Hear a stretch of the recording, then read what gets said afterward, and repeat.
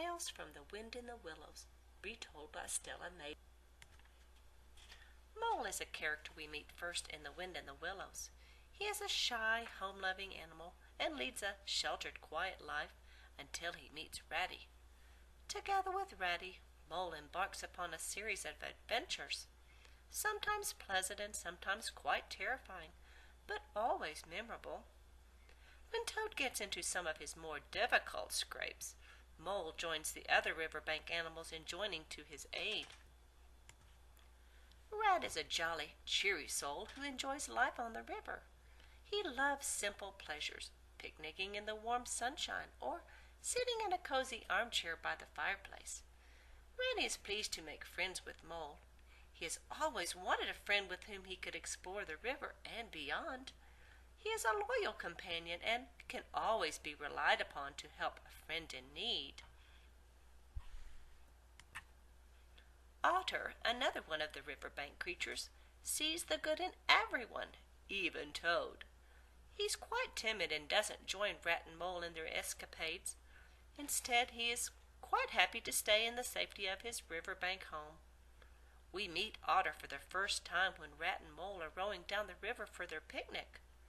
He reappears just once more at the banquet held in honor of Toad's triumphant return to Toad Hall. Oh, the irresponsible but lovable Toad lives in the splendor of Toad Hall. He hurtles from one craze to the next and sometimes gets himself into terrible trouble. At one stage he even ends up in a prison cell, and his beloved home is overrun by enemies.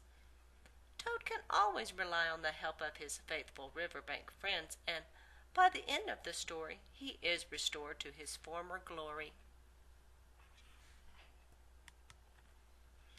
Badger lives on the edge of the wild wood. He is a kindly, dependable animal and a friendly face in the midst of strange, threatening territory. He behaves as a father figure to the other animals and usually takes control in difficult or dangerous situations. Badger can be quite firm with Toad in order to curb his wayward tendencies, but this is because he has only the best interest at heart.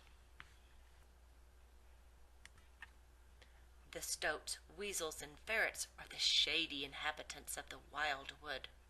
They do not live by polite, gentlemanly codes shared by Rat, Mole, Otter, and Badger.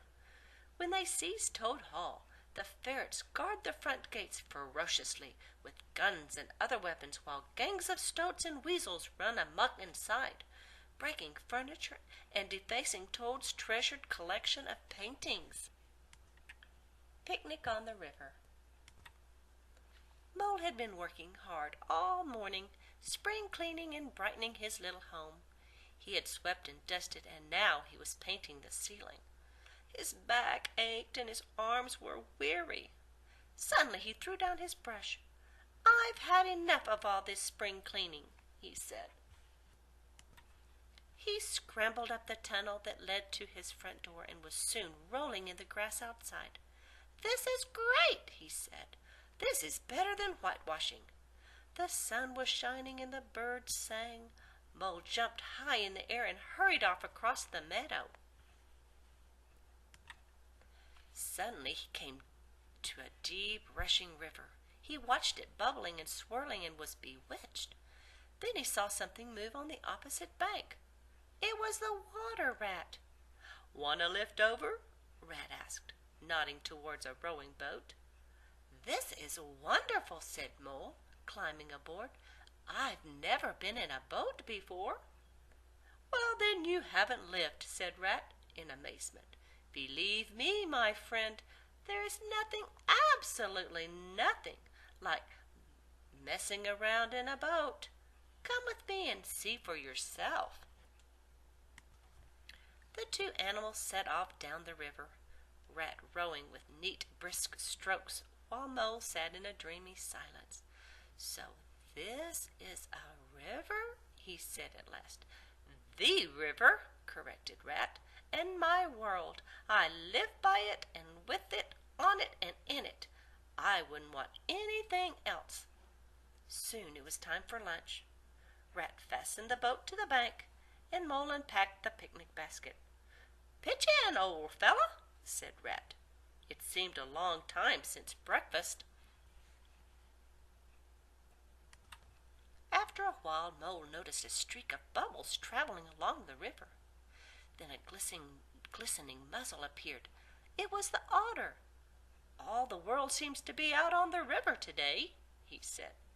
"Look at Toad over there in his brand new rowing boat. New clothes, new everything." "So that's his latest craze," laughed Rat, and waved as a short, stout figure flashed into view, rowing hard but splashing badly.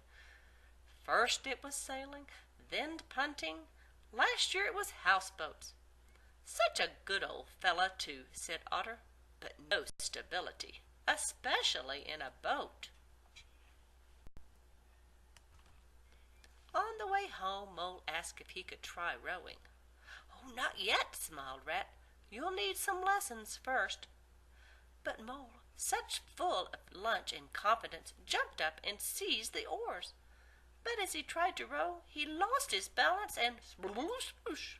They were both in the river. The cold water sang in Mole's ears as he felt himself sinking down and down. Then a firm paw gripped the back of his neck. It was Rat, and Mole could feel him laughing. Rat propelled the helpless animal to shore and hauled him out, a squishy, miserable, wet lump.